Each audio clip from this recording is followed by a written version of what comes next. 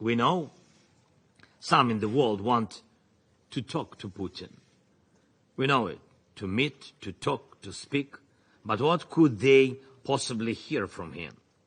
That he's upset because we are exercising our right to defend our people, or that he wants to keep the war and terror going just so no one thinks he was wrong. It's insane too.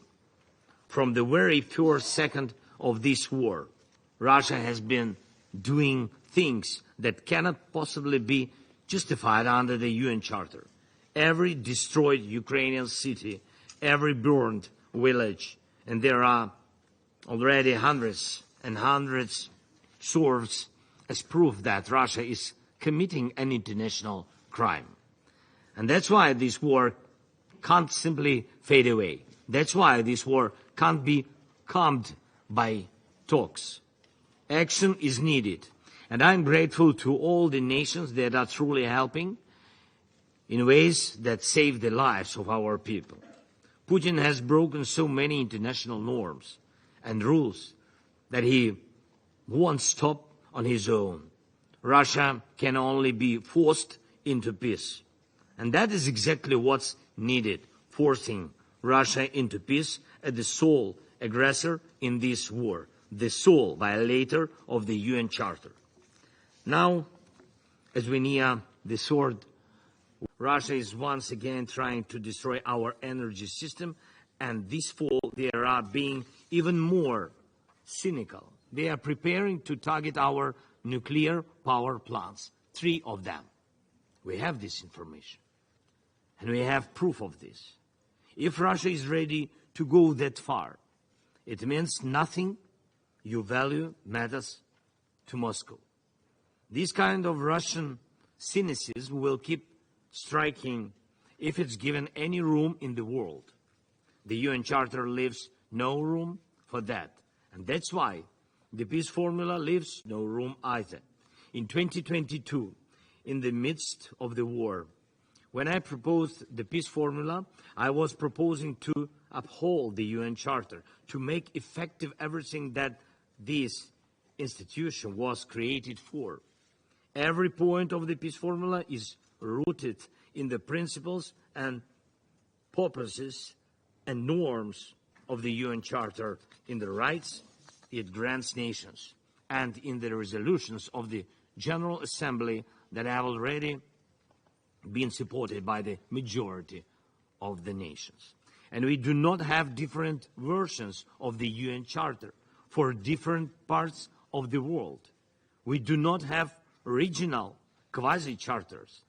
There is no separate UN Charter for BRICS or for the G7. There is no separate Russian-Iranian UN Charter or no separate Chinese-Brazilian UN Charter. There is one UN Charter which unites everyone, must unite everyone. The path to a just peace is the same. Clear steps that everyone understands equally, and this is reflected in the peace formula. It is the fulfillment of the UN Charter. And we all know what needs to be done if we honestly look at the situation and truly want to stop Russia's war, and most importantly, act together, of course in unity, without creating new and unnecessary divisions of the world into blocs or regional groups. Unity always works for peace. And we have to prepare the second peace summit to end the war altogether.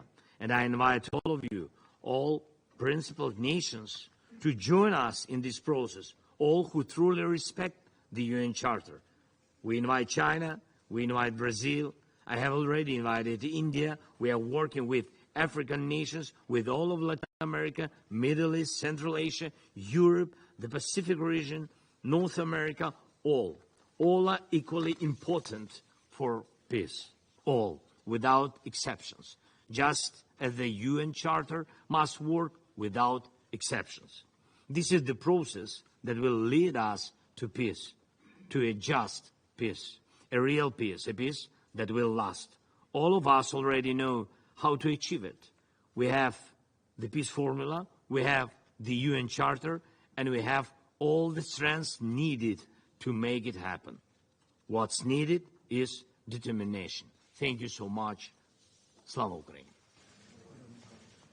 I thank His Excellency, Mr. Zelensky, for his statement, and I shall now make a statement in my capacity as the Prime Minister of Slovenia. I wish to thank the Secretary General for his insightful thoughts. I welcome the participation of President Zelensky at this meeting, and I also appreciate the participation of other countries at this discussion. Excellencies, the European countries are united in condemnation of this aggression, which violates every possible principle and law, including UN Charter. My colleagues will elaborate more on this. I'm genuinely frustrated that I sit here in front of you at this Council, together with the most powerful countries of the world, with the sole responsibility to ensure peace and security across the globe, and yet we are unable to do anything about the most extensive conventional war the world has seen in decades, that we are powerless in bringing peace to the citizens in Ukraine. It is a good opportunity to accept some sobering truths and acknowledge that this Council has failed the people of Ukraine. But please, allow me to shed a slightly different light on the Ukrainian case. Even in this dire situation, while Ukrainian civilian casualties are on the rise, while critical civilian infrastructure is collapsing, and while battlefields keep expanding, Ukraine has not failed the international community. Far from it. Even in the darkest moments of this ongoing aggression, Ukraine remained an active member of the United Nations who stood in solidarity with other countries. I can personally attest to this. 1 year ago, Slovenia experienced unprecedented floods of catastrophic dimensions. Rivers were overflowing, family houses were buried underneath heaps of earth, and people were drowning. It was a catastrophe of proportions never seen before in my country.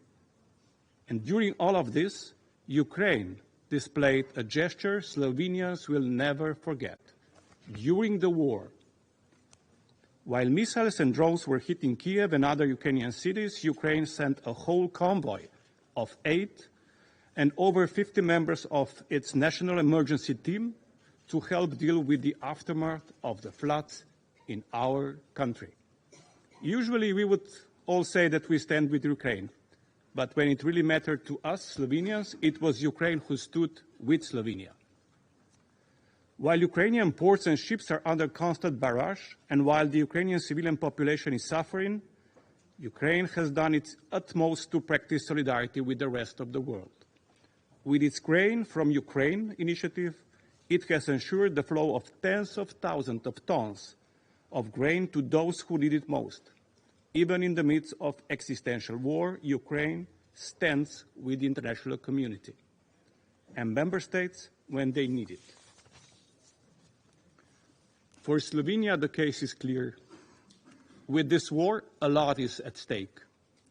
If Russia wins this war, then trampling of international humanitarian law and gross violations of the Charter will win as well. If Putin prevails, not only Europe, but the whole of the world will become less safe and less stable. The United Nations were created to prevent bigger countries from imposing their will on their neighbors. We should not allow its members to violate rules and the UN Charter with impunity just because they believe they can. If unchallenged, each of us will pay the price. This is not a world Slovenia wants to be part of. We will do everything in our power to prevent this from becoming a new normal and preserve the integrity of the Charter and international law, not just in Ukraine, but also in Palestine and the rest of the Middle East. Dear colleagues, the process of restoring European security and healing the rifts in the international relationship can begin only when peace in Ukraine is achieved. Until then, we will keep pressing for peace. Only a just peace will give generations of Ukrainians a brighter future, and only a lasting peace will allow them to grow and flourish. Such peace cannot come at the expense of fundamental principles enshrined in the UN Charter, including the respect for territorial integrity. This vision is worth believing in and acting towards it. Slovenia will continue to stand by Ukraine until they achieve this vision of just peace. And I know Ukraine will stand with us if and when we need it. I shall now I resume my function as the President of the Council, and now I give the floor to His Excellency Mr. Ian Borg, Deputy Prime Minister and Minister for Foreign and European Affairs and Trade of the Republic of Malta. Mr. President, I begin by thanking the Slovenian Presidency for convening today's meeting and the Secretary General for his important briefing and sobering remarks. I also welcome the participation of President Zelensky.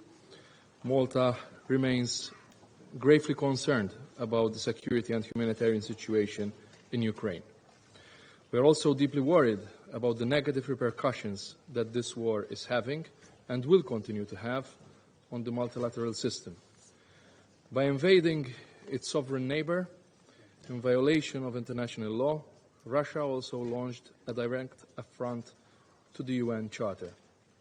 The international community cannot and must not look the other way.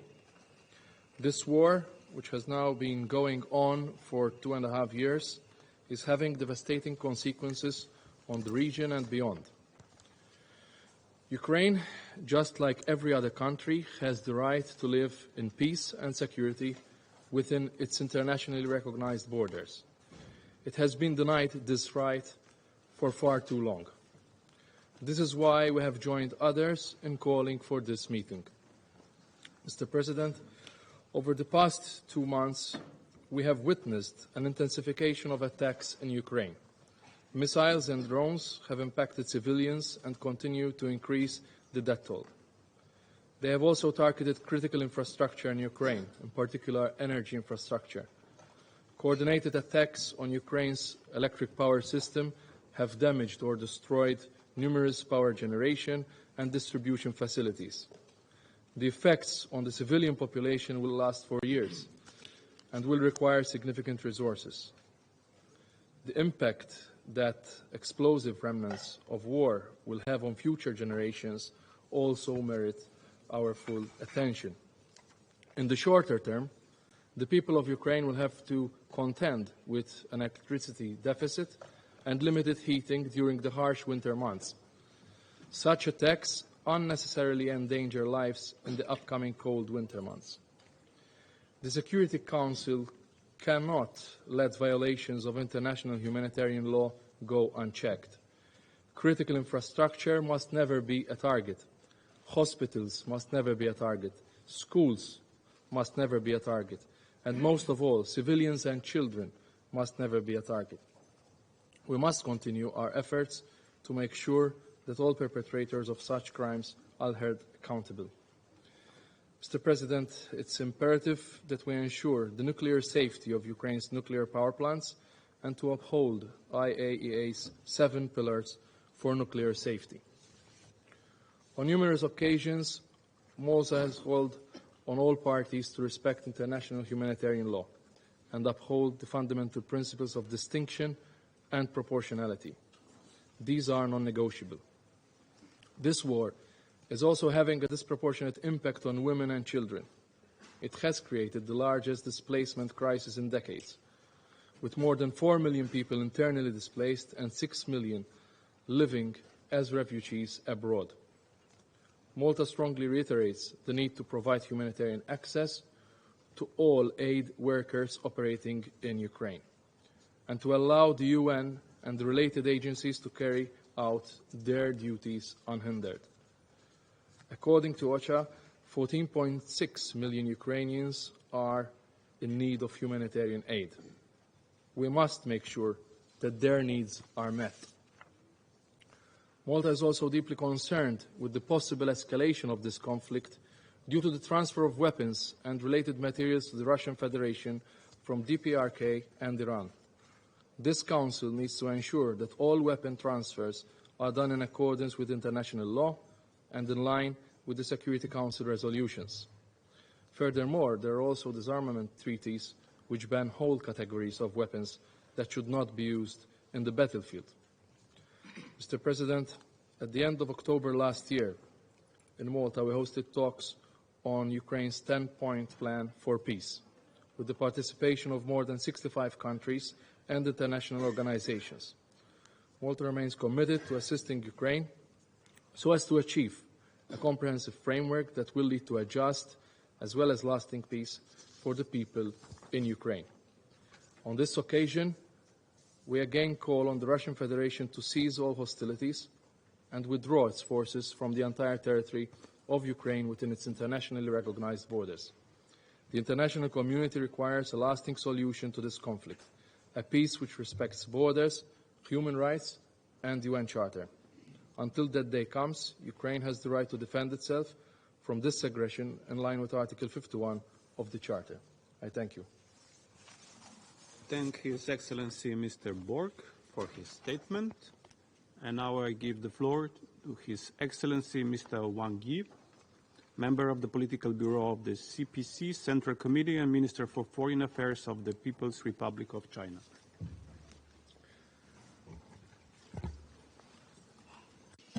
Mr. President, Mr. Secretary General, colleagues, I thank Prime Minister Golub for chairing today's meeting.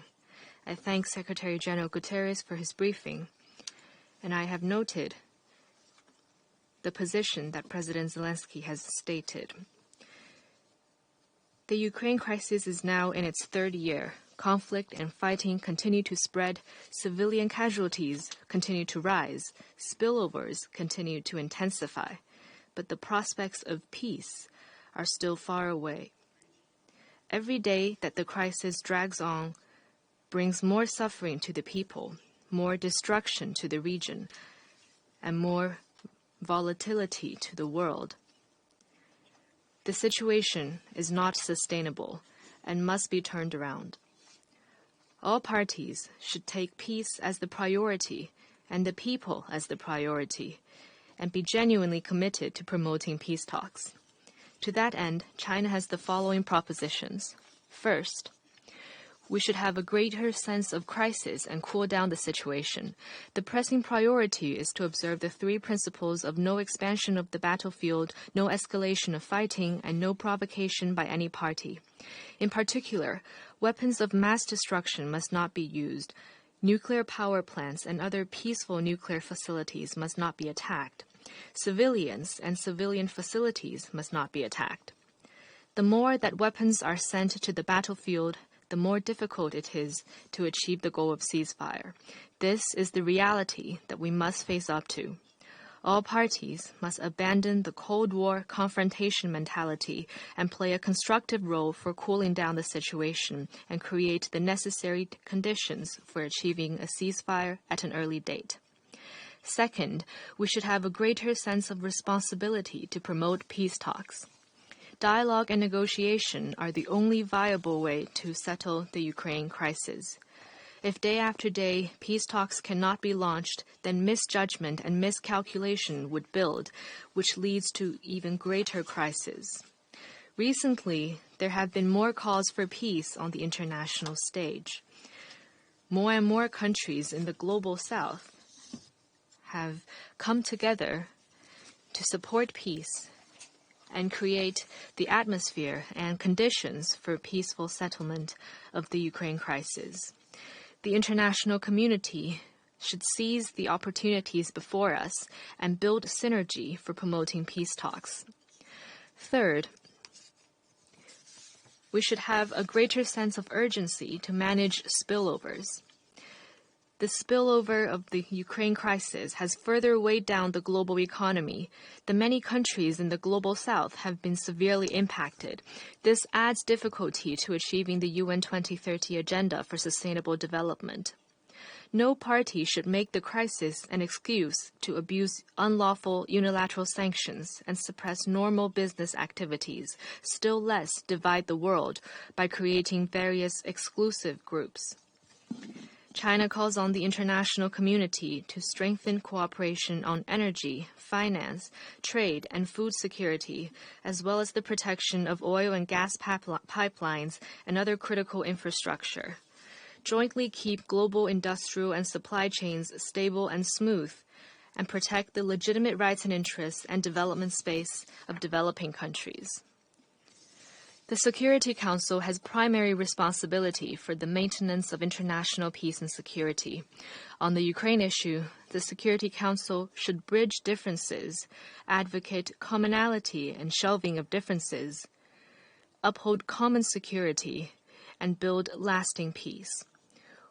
We hope that members of the Security Council will keep in mind the big picture and the long term, do more things conducive to reconciliation and peace, and not the opposite. Mr. President, China's position on the Ukraine issue is consistent and clear. Chinese President Xi Jinping has solemnly pointed out that the sovereignty and territorial integrity of all countries should be respected. The purposes and principles of the UN Charter should be observed.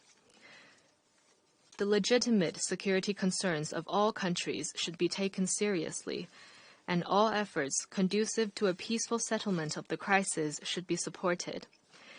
This is the authoritative and fundamental position of China on the Ukraine issue. China is not a creator of the Ukraine crisis, nor are we a party to it. China has all along stood on the side of peace. We continue engagement with all relevant parties, including Russia and Ukraine, relentlessly pursue peace talks, actively carry out shuttle diplomacy, and our efforts have received wide recognition and support from the international community.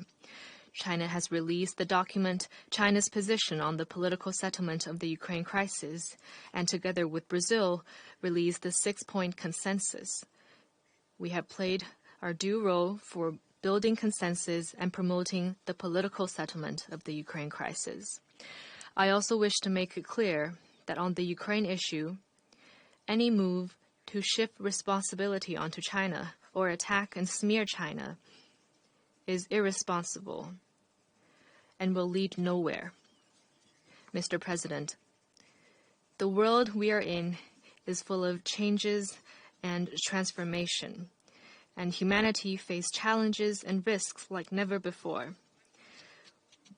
To work for the political settlement of the Ukraine crisis and build a safer world is the common aspiration of the international community and a common responsibility of countries around the world. China calls on the international community to join hands in practicing a common, comprehensive, cooperative, and sustainable vision of security and build more consensus for a ceasefire at an early date, to send out more rational voices for political settlement, and to make more common efforts for lasting peace and security of the region. Thank you. Thank His Excellency Mr. Yi for his statement. And now I give the floor to His Excellency Mr. Antony Blinken, Secretary of State of the United States. Well, thank you very much, Mr. President, and welcome, President Zelensky. We meet more than 2.5 years since Russia launched the full-scale invasion of Ukraine, shredding the core principles of the United Nations Charter: sovereignty, territorial integrity, and independence. Every day since, Russia has waged a war of aggression, the textbook example of a threat to international peace and security that this Council was created to prevent and address. The question before us today is not what will Russia do? We already know that. Putin will continue to wage his unjust war. The question before us is how we, members of this Council, can end Putin's war and reinforce the international rules and rights that make all of our nations safer and more secure. There are two immediate and interrelated steps that we must take. First, we must address Russia's growing cooperation with North Korea and Iran. Iran has been providing armed drones to the Kremlin since 2022. It built a drone factory in Russia. Just a few weeks ago, it transferred hundreds of short-range ballistic missiles to Russia. and Tehran has trained Russian military personnel in Iran how to operate these weapons. Meanwhile, the DPRK has delivered trainloads of weapons and ammunition to Russia, including ballistic missiles, launchers, and millions of artillery rounds. Support from Tehran and Pyongyang is helping Putin inflict carnage, suffering, and ruin on innocent Ukrainian men, women, and children, demolish Ukrainian apartment buildings, grain silos, and ports, ravage Ukrainian power plants, heating, and natural gas facilities, just as freezing temperatures are setting in. These actions by Iran, North Korea, and Russia have violated multiple Security Council resolutions, resolutions that Russia voted for and, as a permanent member, has a special responsibility to enforce. This is also not a one-way street. The more Russia relies on their support, the more Iran and North Korea extract in return. And the more Putin gives to Pyongyang and Tehran, the more he exacerbates threats to peace and security, not just in Europe, but in the Indo-Pacific, in the Middle East, all around the globe. As North Korea ramps up its military support for Russia, Putin has reciprocated with military commitments and with money. The two countries recently revived a treaty pledging to provide military assistance if either is invaded. In March, Russia used its veto to end the work of the UN panel of experts on the DPRK, which for 14 years had monitored the regime's nuclear and ballistic missile programs. Russia's banks are helping North Korea evade sanctions, freeing up more funds for its unlawful weapons programs. All this for a regime that has carried out more than 150 ballistic missile tests since 2022, and whose leader routinely threatens to obliterate South Korea and Japan and other countries. Meanwhile, as Tehran provides Putin with drones, ballistic missiles, and training, Russia is sharing technology with Iran on nuclear issues, as well as space information. The two countries have accelerated negotiations on a comprehensive strategic partnership.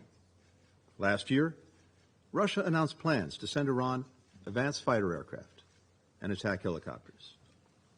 This, as Iran continues to arm, to train, and to fund proxies in the Middle East to carry out terrorist attacks across the region and beyond, including Hamas, whose appalling October 7th attacks killed civilians from over a dozen UN member states, and including the Houthis, whose attacks on international shipping have driven up the cost of food, of medicine, other supplies for people around the world, and have added to the suffering of the Yemeni people. North Korea and Iran are not the only ones aiding and abetting Russia. China, another permanent member of this council, is the top provider of machine tools, microelectronics, and other items that Russia is using to rebuild, to restock, to ramp up its war machine and sustain its brutal aggression. Now, some may ask how the United States or any other country helping Ukraine defend itself can criticize countries for providing military support to Russia. There is a profound difference. Russia is the aggressor, Ukraine the victim. Russia fights for conquest, Ukraine fights for survival. If countries stop supporting Russia, Putin's invasion would soon come to an end. If countries stop supporting Ukraine, Ukraine could soon come to an end. This brings me to the second step that members of this council can take. One of the council's primary responsibilities is seeking to peacefully resolve conflicts. As President Zelensky has said, no one wants peace more than Ukraine. The United States also wants to end this conflict. And before Putin launched his full invasion, we used every tool we could to try to prevent it, including right here at the Security Council. But the way the Council seeks to end this conflict matters. The UN Charter is crystal clear on this point. When fulfilling its responsibilities, the Security Council, and I quote, shall act in accordance with the purpose and principles of the United Nations, end quote. In other words, we must seek a peace that upholds rather than undermines the UN's core tenets. That's why all of us here have a responsibility to support Ukraine's call for a just and lasting peace to end Russia's war of aggression. A just and lasting peace must affirm the principles of sovereignty, territorial integrity, and independence. A just and lasting peace must preserve Ukraine's right to choose its own path, its own allies, its own future. A just and lasting peace requires Ukraine's full participation and assent. A just and lasting peace must support Ukraine's reconstruction and recovery, with Russia paying to fix the damage it's caused. A just and lasting peace must address both accountability and reconciliation. The United States is ready and willing to work with any party dedicated to supporting peace based on these principles. Ukraine has said multiple times that diplomacy is the only way to end this war, and that it's prepared to engage in negotiations. Putin, on the other hand, has no interest in such a peace, recently declaring that Russia would return to the negotiating table only when Ukraine withdraws its troops from Donetsk, Luhansk, Kherson, Zaporizhia. In other words, when Ukraine withdraws from its own territory. Putin continues to claim falsely that Ukraine is not a real state. He continues to deny that the Ukrainian people have their own identity. In Putin's eyes, the Ukrainian people, like Ukraine itself, do not exist. Other countries have put forward their own proposals, some of which make no mention of the UN Charter or its principles, fail to distinguish between the aggressor and the aggressed, and call on all sides to de-escalate. A proposal along these lines would reward Putin's aggression, allow him to rest, rearm, re-invade Ukraine, as he has done time and again. It would also embolden would-be aggressors everywhere around the world. As history teaches us, peace without principle is prologue to more conflict, to more suffering, to more instability. So, to all nations who want this conflict to end, and do it in a way that will endure, the quickest way forward is simple. Stop those who are enabling and fueling Putin's aggression, and demand a just peace that upholds the principles of the United Nations Charter. I thank you, Mr. President. I thank His Excellency Mr. Blinken for his statement, and I give the floor to His Excellency Mr. Jean-Noël Barrot, Minister for Europe and Foreign Affairs of France. Mr. President, Mr. Secretary General, ladies and gentlemen, for 2.5 years now, Ukraine